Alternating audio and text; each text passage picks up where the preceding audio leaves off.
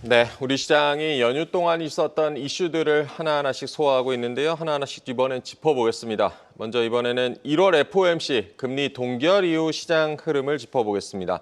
김동환 우리자산운용 채권운용 부문장 연결돼 있습니다. 나와 계십니까? 네, 안녕하십니까. 김동환입니다.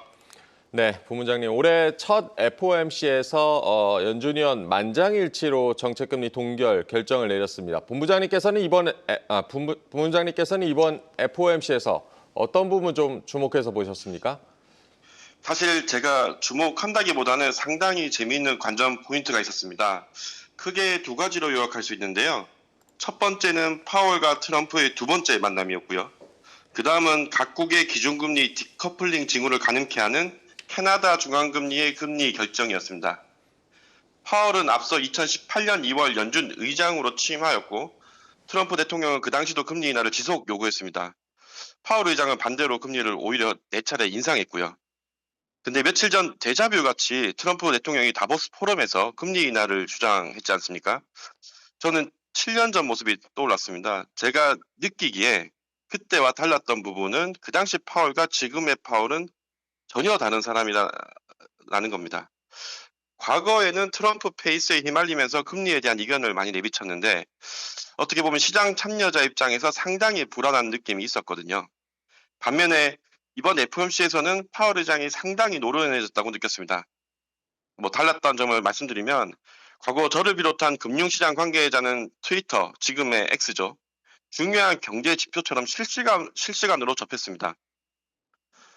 허나 지금은 소셜미디어가 아닌 파월의 입에 더 집중하는 모습을 보이면서 채권시장 분위기는 상당히 차분한 모습을 보였습니다. 또한 파월이 상당히 매파적으로 평가되는 12월 FOMC보다는 비둘기적인 모습으로 전환한 모습을 저는 확인했고요. 과거 트럼프 정책이 단기 기대 인플레이션을 자극할 수 있지만 유가 인하 요구 및 보호무역주의 정책은 인플레이션이 오히려 둔화될 수 있다는 과거의 학습 효과가 반영되지 않았나 생각합니다. 다음으로 캐나다 중앙은행은 FOMC가 동결했음에도 불구하고 6차례 연속 기준금리 인하를 단행했는데요. 저는 이 모습이 한국은행을 비롯한 미국을 제외한 다른 나라 중앙은행 금리 결정에 지대한 영향을 미칠 것으로 봤습니다. 네, 캐나다 중앙은행의 금리 인하도 우리 한국은행의 금리 결정에도 좀 영향을 줄 것이다. 이번 FOMC에 앞서서 트럼프의 금리 인하 압박도 있었습니다. 그럼에도 연준이 지표와 데이터에 좀 기반한 금리 인하 속도를 유지해 나갈 것이다. 이런 전망이 나오는데 이번 FOMC 그 채권 시장 반응 같은 경우는 어떻게 나왔습니까?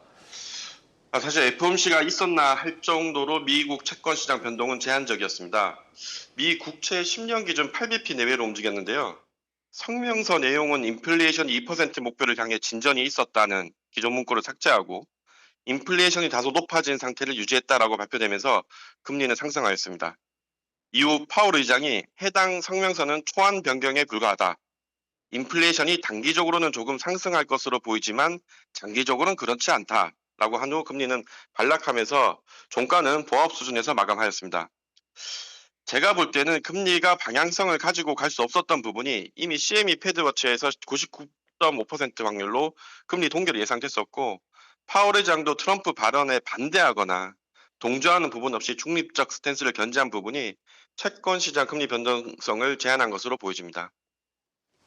채권 시장에는 큰 영향은 없었다. 최근 연준의 금리 인하 전망이 어쨌든 지금 후퇴를 하고 있고 올해 금리 인하에 대해서도 글로벌 IB들이 기존보다 좀 횟수를 축소하는 모습도 보이고 있는데 시장은 앞으로 연준이 금리를 몇 회나 인하할 것이라고 전망하고 있습니까? 네, 글로벌 IB들도 파월 의장의 기자회견에서 금리 인하를 서두를 필요가 없다고 했기에 3월 금리 인하도 쉽지 않다는 의견이 지배적이었고 추가로 PCE 물가가 더 중요해졌다는 공통된 의견을 보이고 있습니다. 네, 저희 하우스도 핵심은 PCE 물가로 보고 있는데요. 파월 의장이 언급한 바에 따르면 PC 물가 주요 변수인 자가주거비의 지속적인 둔화가 고무적으로 보고 있는 부분과 정부 입장에서도 미국 국채 발행에 따른 이자 비용이 벌써 1조 달러를 넘었습니다. 이는 GDP 대비 이자 비용이 약 4% 수준이거든요. 이건 1998년도 이후 가장 높은 수치입니다. 이에 중립적 수준의 경제지표는 동결이 아니라 연준이 금리 인하를 지지한다고 봐야 되거든요. 이에 저희는 최소 연내 이하 인하 가능하다고 평가하고 있습니다. 추가로 눈여겨보실 부분은 며칠 전 엔비디아 가격 급락과 같은 미국 주식의 급락인데요.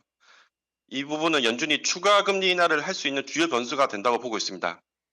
채권 시장의 속설 중에 연준의 금리 결정은 주식 시장이 결정한다라는 말이 있는데요. 주로 연준은 주식 시장의 배드 뉴스, 즉 나쁜 뉴스에 예민할 수밖에 없는 구조입니다. 채권과 주식 가격의 역의 상관관계, 즉 주식 가격 하락은 채권 가격 상승이다라는 메커니즘이 작동되는 시장이 될 것으로 보여지기 때문에 미국 주식 시장을 부정적으로 보시는 분들은 채권 시장도 투자의 대안 중 하나로 보셔도 좋을 것 같습니다. 네, 말씀을 좀 종합해 보면 앞으로 금리 변동성이 어쨌든 좀 클 것으로 보이는데 그렇다면 앞으로 투자자분들은 어떤 부분을 조금 유의하면서 투자를 해야 될까요? 네, 말씀하신 대로 변동성을 키울 요인은 수없이 많습니다. 트럼프 정책 불확실성, 국내의 경우 정치 및 경제 정책 불확실성, 채권의 경우 하반기 WGBI 편입 등 상당히 많습니다. 이는 해당 요인에 의한 금융시장 예상이 과거 대비 더 쉽지 않을 것이라는 것을 조심스럽게 예측할 수 있습니다. 그래서 올해 유념할 부분은 무리한 예측보다는 적절한 대응이 더 중요하다고 보여지고요.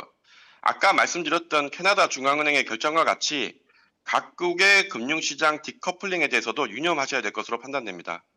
예를 들면 미국 주식이 하락하더라도 한국 주식은 덜 하락하거나 오히려 상승할 수 있는 국면이 있을 수 있고요.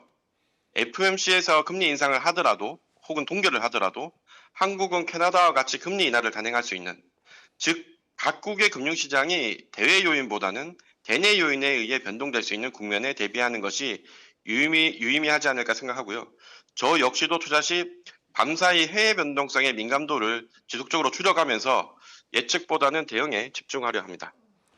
네, 무리한 예측보다는 적절한 대응, 기민한 대응이 중요하다라고 정리를 해주셨습니다. 오늘 김동환 우리자산운용 채권운용 부문장과 얘기 나눠봤습니다. 고맙습니다. 감사합니다. 계속해서 다양한 경제 이슈를 알고 싶다면 구독과 좋아요, 알림 설정 부탁드립니다. AI 캐스터 권미정이었습니다.